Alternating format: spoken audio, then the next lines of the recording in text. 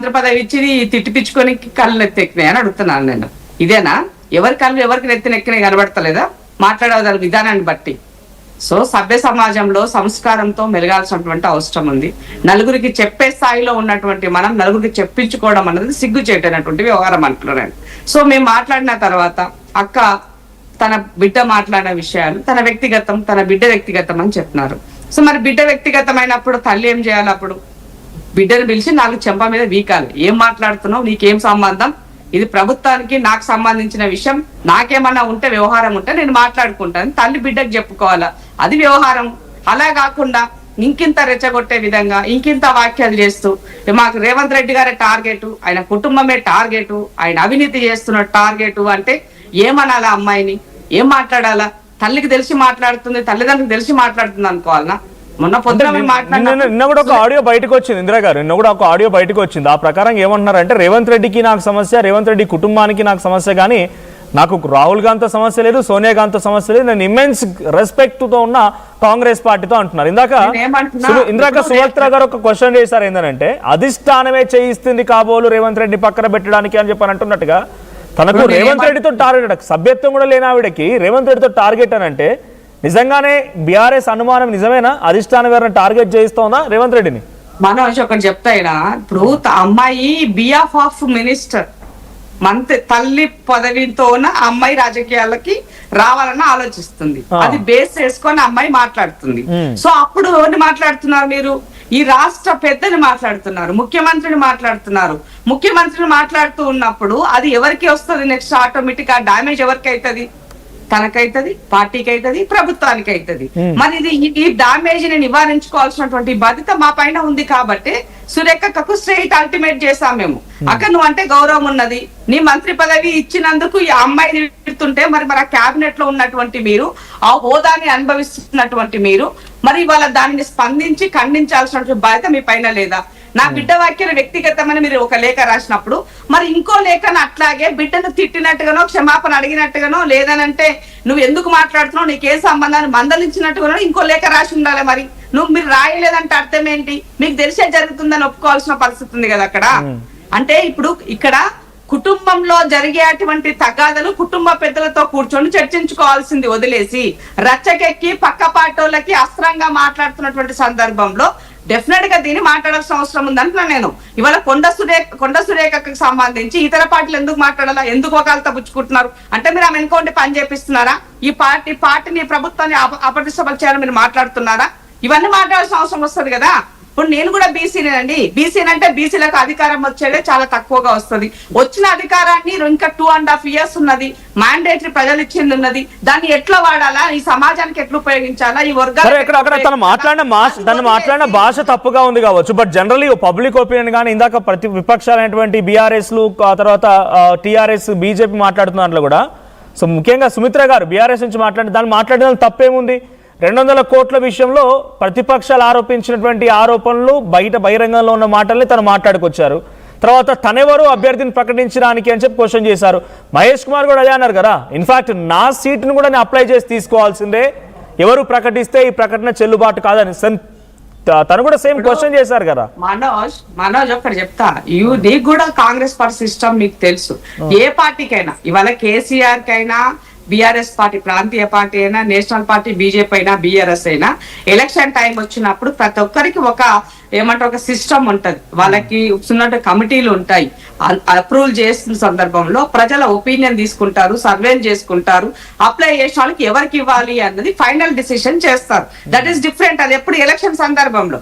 But ఇవాళ ఉన్నదేంటి, ముఖ్యమంత్రిగా ఒక కాన్స్టిట్యున్సీకి వెళ్ళి ఆ కాన్స్టిట్యున్సీ ఎమ్మెల్యేలు తన లెజిస్లేటివ్ మెంబర్, తను ముఖ్యమంత్రి అవ్వడానికి ఉన్నటువంటి ప్రజెంట్ లెజిస్లేటివ్ మెంబర్, తను ఆ లెజిస్లేటివ్ మెంబర్ కి తను భరోసా కాన్ఫిడెన్స్ ప్రజల మధ్య చెప్పకపోతే ఎవరు చెప్తారని అడుగుతున్నాను నేను. నా బిడ్డ బాగా పనిచేస్తున్నాడు, మీరు ఇంకా ఈ 2.5 కాలంలో వచ్చారు ముఖ్యమంత్రి జనరల్ గా చాలా మంది మాట్లాడుతున్నారు. నేను ఒకటే అడుగుతున్నాను, నేను రేవంత్ రెడ్డి గారు అయితే ముఖ్యమంత్రిగా తన యొక్క మెంబర్ ని సపోర్ట్ చేశారు, తప్పేంటని అడుగుతున్నాను నేను. ఎట్లా తప్పు అవుతుందని అడుగుతున్నాను.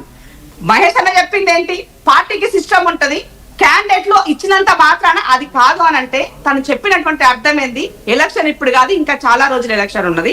అప్పటి సందర్భంలో బీఫామ్ ఇచ్చేటప్పటికి ఉన్న system, AICC system, PCC system, CW system. ఒక మాట మళ్ళీ మీరు మాట్లాడుతున్నారు కానీ ఒక క్వశ్చన్ ఇక్కడ ఎవరికి నచ్చినట్టుగా వాళ్ళు స్టేట్మెంట్ చేసుకుంటున్నారు.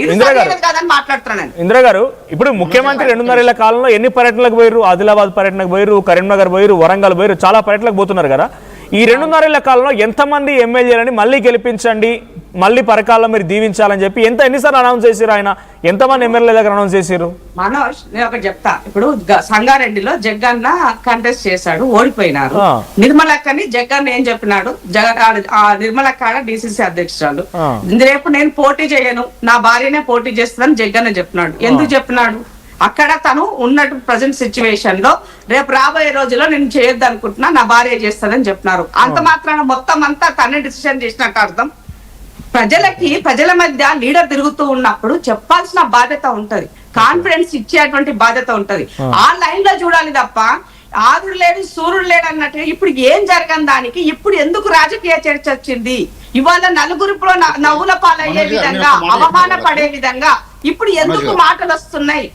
ఉన్న పదవిని కూడా అనుభవించకుండా ఇప్పుడు ఎందుకు ఈ చిచ్చు వచ్చింది అంటే, డెఫినెట్ గా కాంగ్రెస్ పార్టీలో రేవంత్ రెడ్డి గారు బ్రహ్మాండంగా పనిచేస్తుంది, ప్రభుత్వాన్ని కూలదోయాలి కాబట్టి ఏదో ఒకటి కుట్ర చేసే పనులు 2 బీజేపీ పేర్స్ కలిసి పనిచేస్తున్నాయని చెప్తున్నాను. నేను ఇప్పుడు చెప్పలేకపోతే మీరు ఎందుకు ఇవాళ ఎప్పటి అడుగుతున్నాను, సురేఖక్క అయినా సురేఖక్క బిడ్డ అయినా కానీ సురేఖక్క బిడ్డ ఏమడుతున్నది? బీసీలకు పదవి కావాలని అడుగుతుందా? కొన్ని లీడర్లకు పదవి కావాలని అడుగుతున్నదా? కార్యకర్తలకు పదవి కావాలని అడుగుతుందా? ఆమె కావాలంటే మనోజ్ గారు, నేను ఒక మాట చెప్పదలుచుకున్నా. సుమిత్ర గారు అడగండి. నరేష్ గారు ఒక్క నిమిషం. సుమిత్ర గారు క్వశ్చన్ అడగండి. సుమిత్ర గారు ఉన్నారా? మీరు మాట్లాడాలంటున్నారు. అవునవును, బిఆర్ఎస్ ఎందుకు చర్చ చేయాలంటే మేము ఈ విషయం కాదండి, మీరు పాలన పాతరేసి పంచాయతీల జాతర పెట్టుకున్నారు ఏంది అనేది మా ప్రశ్న, ప్రజల పక్షాన మా ప్రశ్న. 22A బాధితుల సమస్య ఎప్పుడు పరిష్కరిస్తారు అని చెప్పేసి మా ప్రశ్న. అట్లాగే హైకోర్టులో షాదీ ముబారక్ కళ్యాణ లక్ష్మికి సంబంధించినటువంటి స్టే ఎప్పుడు వెకేట్ చేయిస్తారు, కౌంటర్ ఎప్పుడు దాఖలు చేస్తారు అనేది మా ప్రశ్న.